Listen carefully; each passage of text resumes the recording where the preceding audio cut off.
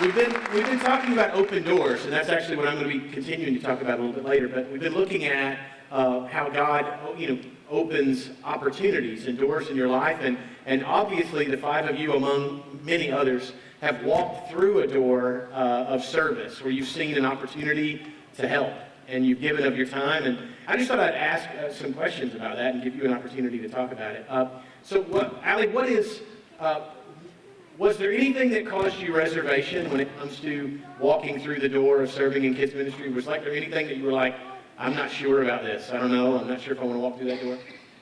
Not so much about helping the kids.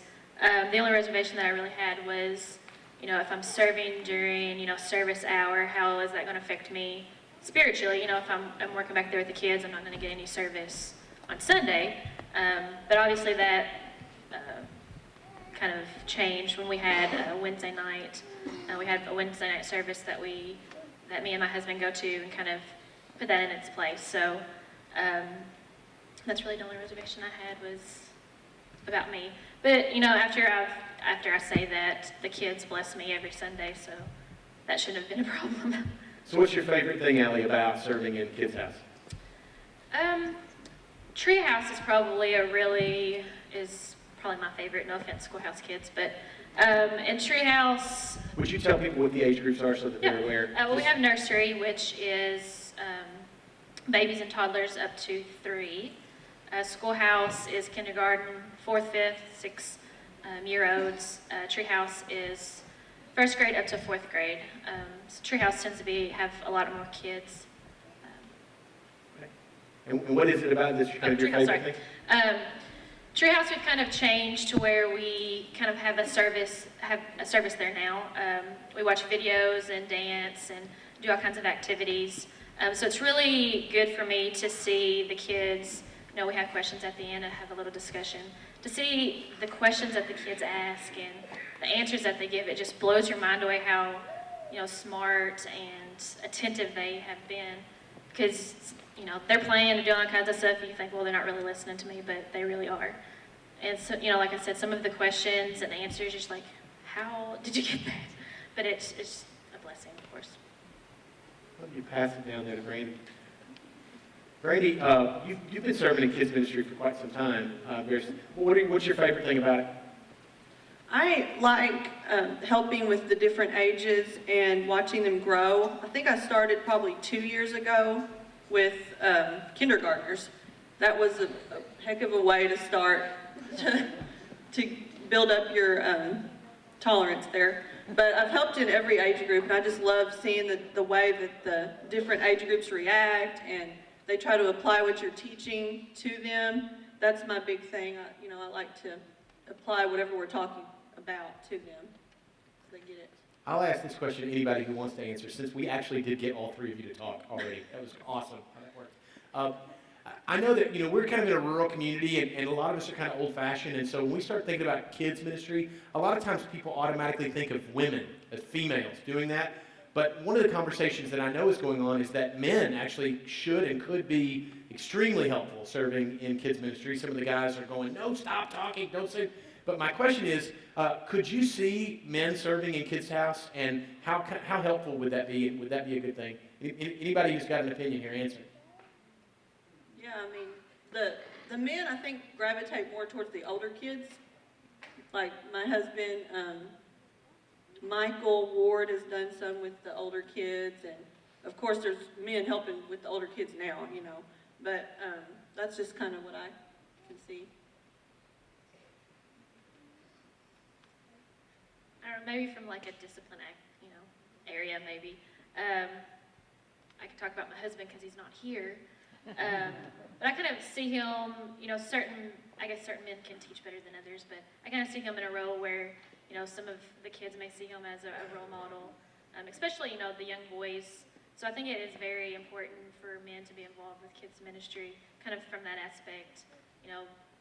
Boys may have problems that girls don't, and we really don't know how to answer it, so I think men would be There are a lot of kids that don't have necessarily as much of a male figure in their life, and it's a good opportunity to be a father figure in that role. So my question is, you can shake your head. So would you guys welcome men who say, I want to help work with kids ministry, I'm interested in being a part of that? Okay, absolutely. Absolutely, that's right.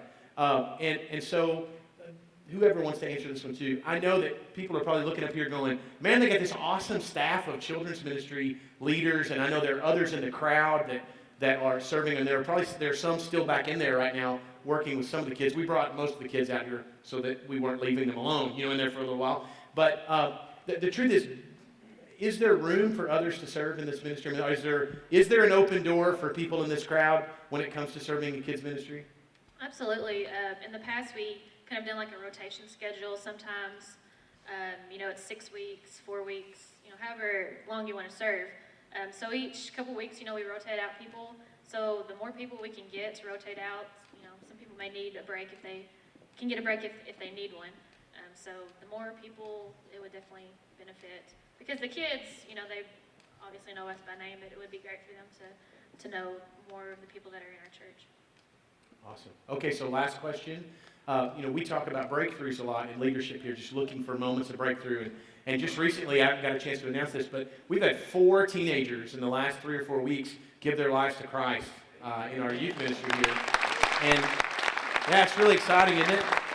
And I know that there are adults who served for, a couple of adults who served for years and years and years. And so when we start seeing those kinds of breakthroughs, it's just really great. Can any of you share a story of kind of a really great breakthrough in a kid's life, or where you saw a child kind of, and it doesn't have to be like a salvation story necessarily, but just a moment when a child went from, not liking it at all to loving it, or being very scared to being very welcomed. Anything like that, feel free to share. And I see Brandy's shaking her head down there. I don't want to embarrass him. He's over to my left, but when I first started with this young man, he was wild, and that's fine. My kids are wild. But now I teach him on Wednesday nights. Janet too. I don't know where she's at, but Janet's back there with me. I've just seen a really big change in him as far as behavior and paying attention and participating and everything. And he's not looking at me, but anyway, he's really come a long way. And as he gets older, if he hasn't gotten it yet, I hope that I help him get it, and he gets there eventually to salvation if he's not there already. Yeah, very cool.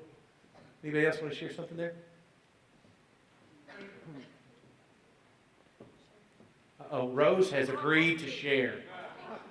I work with the 4, 5, and 6-year-olds, and a lot of you know there's children that have been to daycare. They've been at home with their parents. Some are in preschool, some have not. So in my class, we have a lot of them that sometimes are just terrified to even come into class. They're terrified to leave their parents or be separated or be in a new environment. And I have several that have started that they won't speak, they won't participate, don't look at me, don't talk to me, nothing. And over the last few weeks, not only are they speaking and participating, they're learning their verses, they're coming in asking me, what are we doing tonight? It's exciting, and it's awesome to see these children get excited about the things that they are learning at church and start opening up and making new friends and participating. Outstanding. Okay, she's going to kill me for this. Could you pass the mic to Jennifer? Jennifer, if somebody says, God's opened this door for me, I'm going to walk through it. I'm going to get involved. I know you're the contact person for Sunday morning. So how do they walk through that door? How do they say, I want to help? They can either catch me back in the hallway. You can send me an email, catch me on Facebook. Your email address is? Jennifer@pottershousechurch.org. You can stop any of us ladies that are up here and say, hey, how can I help? Put my name down. We can get you our phone number. You can call the office number, which is 928-9905. You can always send a message on the Facebook church page, or get onto the website and send an email through there, and I'll get that. Because I'm in the office 5 days a week, so I'm here. I'm checking everything, and we would love to have you guys. Especially the guys. They do have such an impact on the children's lives, and I think the more that they get involved, the better that it is for them. Awesome. All right, kids. We love you guys. We're going to send you back to class with your teachers, okay? Thank you all for coming out here. We're going to clap for you. And we're going to say, awesome. Thanks, ladies.